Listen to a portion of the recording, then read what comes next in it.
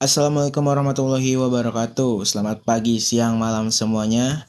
Pada kesempatan kali ini saya akan memaparkan materi tentang teks cerita sejarah. Seperti yang kita ketahui, teks cerita sejarah bukan hanya berisi peristiwa masa lalu, tetapi juga mengandung nilai-nilai penting yang bisa kita pelajari seperti nilai moral, sosial budaya, hingga nasionalisme. Berikut adalah daftar isi yang terdiri dari cerita sejarah, menelaah teks cerita sejarah, nilai dalam teks sejarah, menulis narasi sejarah, dan juga membuat infografis tokoh. Langsung saja kita ke materi yang pertama, yaitu ada cerita sejarah. Cerita sejarah adalah kisah nyata yang terjadi pada masa lalu, disampaikan dalam bentuk narasi kronologis dalam kurung urut waktu. Oke, tujuannya adalah memberi informasi faktual tentang peristiwa bersejarah menjadi sumber inspirasi dan teladan moral, menumbuhkan rasa nasionalisme dan bangga pada bangsa. Contoh dari teks sejarah adalah Proklamasi Kemerdekaan Indonesia 17 Agustus 1945, Perjuangan Pangeran Diponegoro, dan R.A. Kartini memperjuangkan pendidikan wanita. Oke, selanjutnya ada menelaah teks sejarah.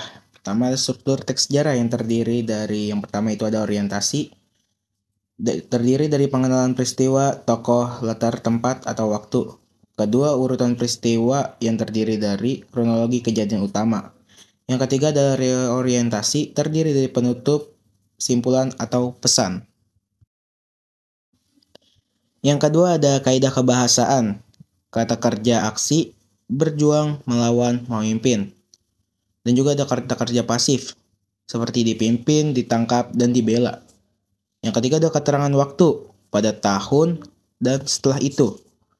Selanjutnya ada konjungsi kronologis, yang terdiri dari kemudian, akhirnya, dan selanjutnya. Selanjutnya ada nilai dalam teks sejarah. Yang pertama ada nilai religius, keyakinan kepada Tuhan, doa spiritualitas dalam perjuangan. Contohnya adalah para pejuang selalu berdoa sebelum berperang. Yang kedua ada nilai moral, kejujuran, keberanian, tanggung jawab.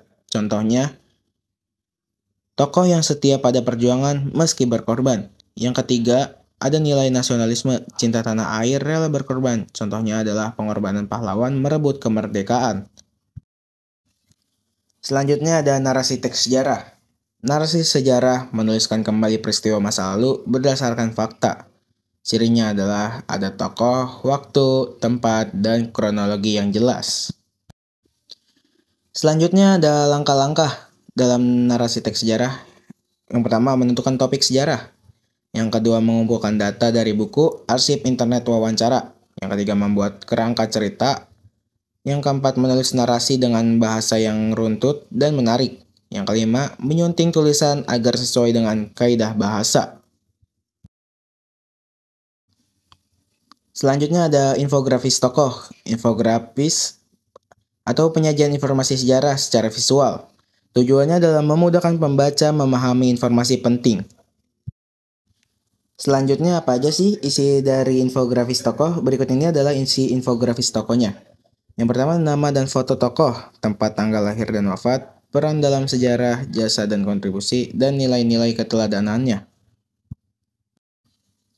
Jadi kesimpulan dari materi yang sudah saya jelaskan dari pertama adalah cerita sejarah adalah kisah nyata masa lalu yang disajikan kronologis, memiliki struktur orientasi, peristiwa, reorientasi, dan kaidah bahasa khusus, mengandung nilai religius, moral, sosial, dan nasionalisme, bisa ditulis dalam bentuk narasi deskripsi dan infografis tokoh.